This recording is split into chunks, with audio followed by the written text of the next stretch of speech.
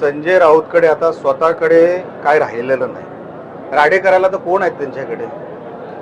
मला भीती अशी आहे की आता संजय राऊतच फटके खातील की काय उबाटावाल्यांकडून। बघा, त्यांनी आता अंत बघितलेला आहे त्या पक्षातल्या कार्यकर्त्यांचा। सर्वात जास्त नुकसान कोणी केलं होतं पक्षाचं? संजय राऊतांनी केलं। आता राडे व्हायचेच असतील ना, पहिले संजय राऊतलाच फटके घातले पाहिजे, तिथून सुरुवात करा। कारण का आपण योग्य दिशा बघायची असेल तर पहिले फटके योग्य माणसाला पडले पाहिजे। उगाच राडे करून आता त्याला राडे करणारे पण त्यांच्याकडे कोण राहिलेले नाही हो। संजय राऊतनी नको त्या उड्या मारू नाही, दुसऱ्यांना फटके देता देता आता स्वतः फटके खायची वेळ आलेली आहे, एवढं त्यांनी लक्षात ठेवावं जास्त। आणि त्यांच्याकडून दुसरी अपेक्षाही काय? आता सगळं वाटोळं लावून टाकलेलं आहे। जी काय सुपारी घेऊन उबाटाचे वाटोळं करायचं होतं ते सगळं केलेलं आहे संजय राऊतांनी। आता नवीन काय? आता हे पण त्यांच्याकडे तसे राडे करणारे पण कोण नाही। किती लोकांना तोडवतील ते? अहो, यांच्याकडे कोण राहिलं नाही तोडवण्यासाठी। पण ते सगळे होते ना, ते सगळे इकडे तिकडे आलेत। तर यांच्याकडे तोडवणार आहे कोण? नाव तरी सांग, कोण तोडवणार? जे कोण होते ना, ज्यांच्यात कॅपॅसिटी होती ते सगळे आमच्यात आहेत, आम्हीच आहोत। ही नको ती भाईगिरीची भाषा संजय राऊतांच्या तोंडातून बरं वाटत नाही।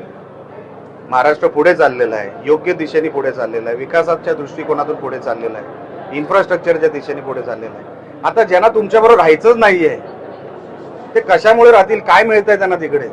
त्यांची कामं होत नाहीये, त्यांचे नेते त्यांना भेटत नाहीये। इथे शिंदे साहेब 24 तास अवेलेबल आहेत, विकासाची कामं होतात। मी माझंच उदाहरण दिलं तुम्हाला, असे असंख्य लोक आहेत जे तुम्हाला सांगतील की शिंदे साहेबांकडे गेल्यावर कामं होतात। आता यांच्याकडे कोण भेटत नाही। हा संजय राऊत एका खोलीत बसून ही सगळी पत्रकार परिषद घेणार। अहो, उबाटाची जे कार्यकर्ते आहेत ना, ते खरोखरच मारतील याला एक दिवस, कारण का ह्यांनीच वाटोळं लावलंय सगळं। अजून कोणाची चूक नाही, पहिली काय ह्यांचीच चूक आहे, ती अगोदर शोधली पाहिजे।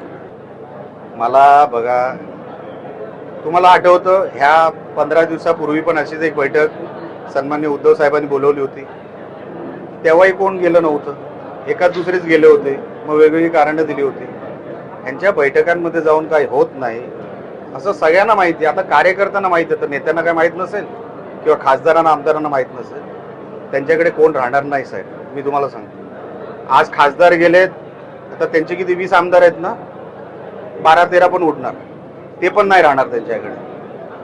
कारण का विषय असा नाहीये की नेमकं काय, त्यांची कामं होत नाही तिकडे, कोणाचा तरी आधार लागतो, तो आधार नाही मिळत आहे त्यांना तिकडे। ही सगळी कामं करायला सरकारचा आधार पाहिजे हो, नेत्यांचा आधार पाहिजे। आता कार्यकर्ते कुठे जाणार? आधार नसल्यामुळे ते लोक इकडे तिकडे जातात आणि हे मग कुठल्या तरी पैशाची वार्ता करतात। पैसा हा विषयच नसतो, आधार। कुठे गेल्यावर माझी कामं होणार, माझ्या मतदारसंघातली कामं होणार, माझ्या गावातली कामं होणार, हा विषय असतो। त्याच्या पलीकडे काय? आमची नजर जरी जाते ना साहेब, आमच्याकडे लोक यायला तयार आहेत, फक्त नजर, असं पण करायला लागत नाही। ही परिस्थिती आहे। कारण का जसं मी सांगितलं, शिंदे साहेब 24 तास मैदानात, 24 तास अवेलेबल। शिवसेना जीवाभावाची संघटना, इकडे अकोल्यात काय झालं तर इकडून दोडा मार्गातून निघायला कार्यकर्ता कमी जास्त बघत नाही। ही जीवाभावाची संघटना, आणि त्या संघटनेचा भाग म्हणून खरं बाळासाहेबांचे विचार हे कोण जोपासतंय? आमची शिवसेना जोपासते। हे लक्षात आल्यानंतर कार्यकर्ते किंवा पदाधिकारी किंवा आमदार खासदार आमच्याकडे वळतात, ते वळणारच। बघा, हे होणारच होतं। मी म्हणून सांगितलं ना, त्यांना आत्मपरीक्षण करण्याची आता गरज आहे। हे ऑपरेशन टायगरवर लक्ष ठेवण्यापेक्षा तुमच्या पक्षात एक ऑपरेशन लफंगा करून टाका।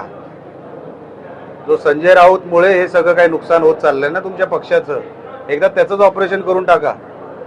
कारण का इतर तुम्हाला जर कारणं जर शोधायची झाली तर भरपूर कारणं आहेत, पण सुरुवात कुठून तरी केली पाहिजे।